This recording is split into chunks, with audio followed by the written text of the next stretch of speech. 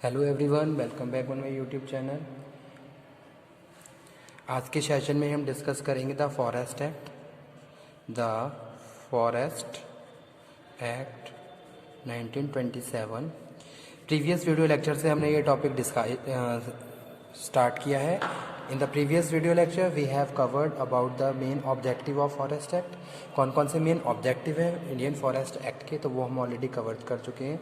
ठीक है, तो हिस्ट्री इसकी देख लेते हैं, क्या हिस्ट्री है फॉरेस्ट एक्ट की। The basic purpose of legislation, the basic purpose of legislation has been to protect the forest, has been to protect the forest from misuse and damage done either man or animal, either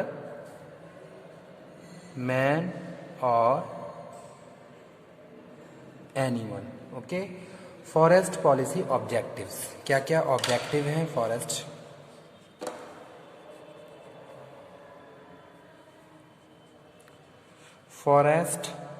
policy objectives.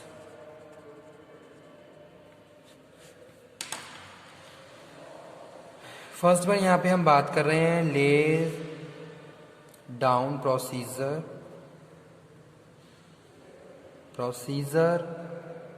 For constituting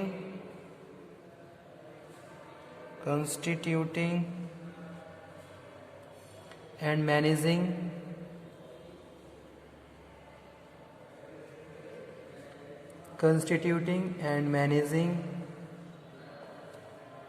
different kinds of forest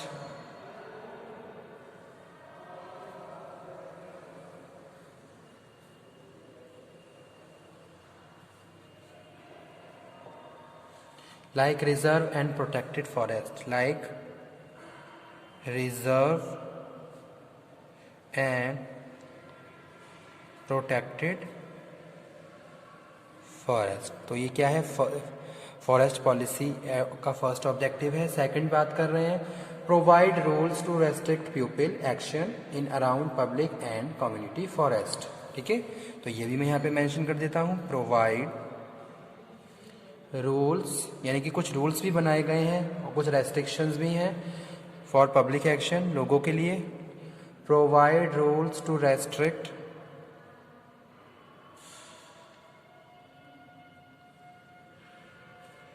pupil action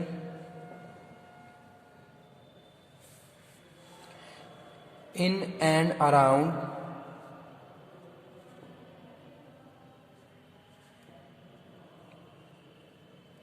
public and community forest।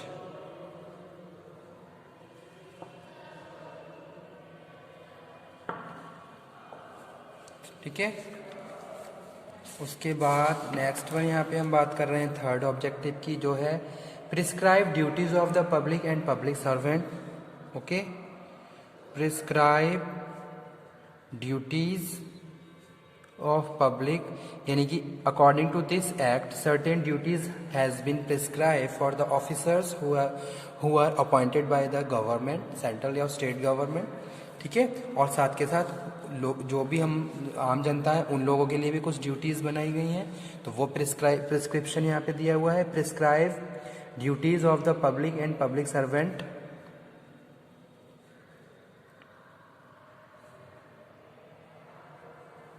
In relation to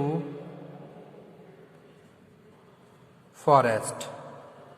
okay, और fourth number पे बात कर रहे हैं check out penalties for violating rules. Check out penalties for violation rules. Okay, उसके बाद हम बात कर रहे हैं स्टूडेंट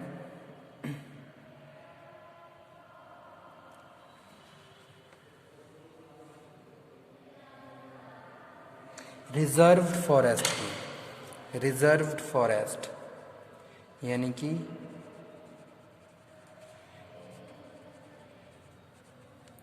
जो फॉरेस्ट गवर्नमेंट ने क्या कर दिए हैं, रिजर्व कर लिए हैं।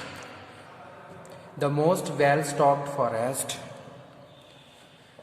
commercially profitable were declared as a reserve forest. Okay, it is the strict tenure class in which locals have no rights. The right of passage, water and grazing are allowed as a concession with the government approval. तो ऐसे forest को हम reserve forest कहते हैं, जहाँ पे कोई भी एक्टिविटी को परफॉर्म करने के लिए हमें गवर्नमेंट की या उस फॉरेस्ट के जो ऑफिसर हैं उनकी परमिशन लेनी पड़े। ठीक है, और रिजर्व फॉरेस्ट है कौन से, वो फॉरेस्ट स्टॉक फॉरेस्ट हैं जो कॉमर्शियली प्रॉफिटेबल हो, जिनसे हमें क्या हो, फ़ायदा हो रहा हो, प्रॉफिट हो रहा हो। ठीक है, तो वो यहाँ पे हम बात कर रहे हैं। The most well stocked forest, the most well stocked forest commercially profitable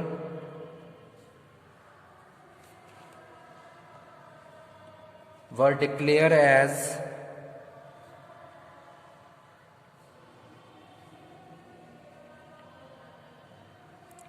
reserved forest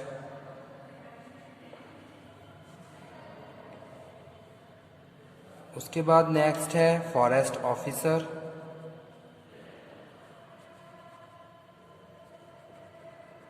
forest officer के बारे में यानी कि कुछ शॉर्ट सब टॉपिक्स हैं इस एक्ट के। At present the forest officer is the person responsible to protect rather police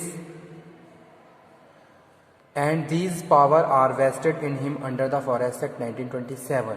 okay, तो वो हम बात कर रहे हैं फॉरेस्ट ऑफिसर। तो स्टार्टिंग से हम क्या कह रहे हैं, at present the forest officer is person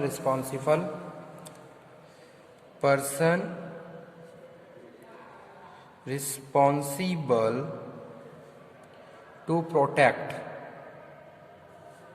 किसकी प्रोटेक्शन की, ट्री फॉरेस्ट की, rather police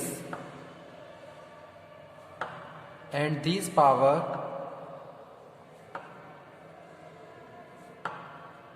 are vested in him under the Forest Act 1927.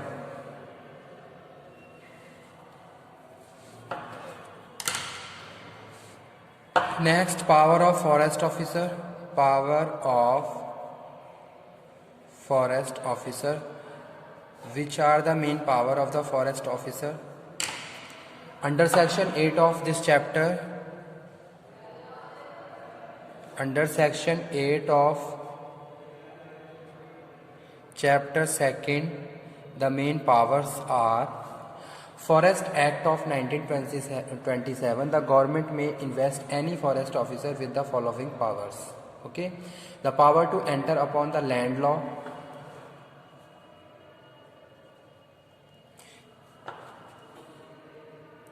even gives some police responsibility, including the power of arrest forest officers and to survey, demarcate and map the same. The power of civil court to compel the attendance of the accused and witness of the production of the document and material objects. Okay.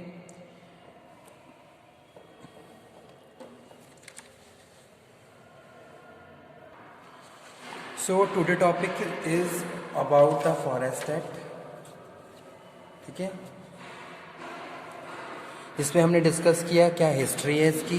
The basic purpose of legislation has been protected the forest, यानी कि जो main about history है उसमें हमने ये बताया कि भाई प्रोटेक्शन के लिए बनाया गया है, क्योंकि क्या है फॉरेस्ट और उससे रिलेटेड बहुत सारे रिसोर्सेज जो क्या है फिनिश होते जा रहे थे, स्केयरसिटी होती जा रही थी, जिनकी को प्रोटेक्ट करने के लिए फॉरेस्ट एक्ट की शुरुआत की गई।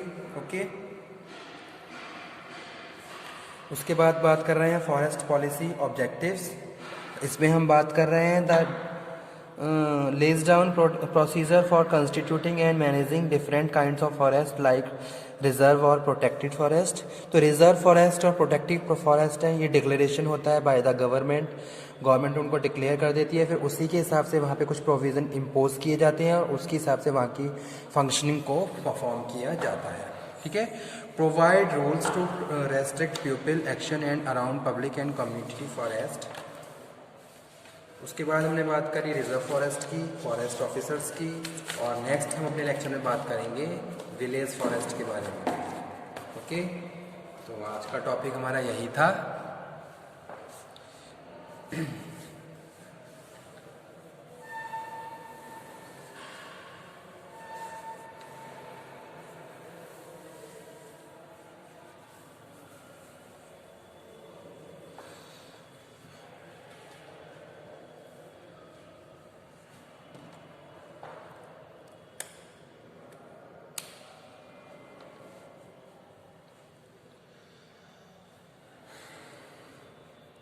Okay student,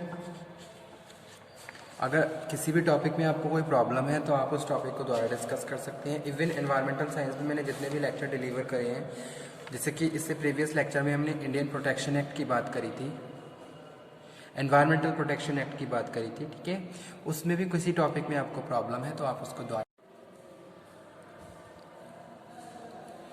So if you have any problem in the any topic of environmental science, then you can discuss. आप द्वारा से उसको डिस्कस कर सकते हैं. ठीक है, अब तक जितने भी टॉपिक हम कवर करे हैं सब एग्ज़ाम के पॉइंट ऑफ व्यू से भी इम्पॉर्टेंट हैं, तो आप इस चीज़ को भी प्रॉपर देख लीजिए कि topics are important for exam. So you have to note and you have to prepare also. So, okay, thank you very much.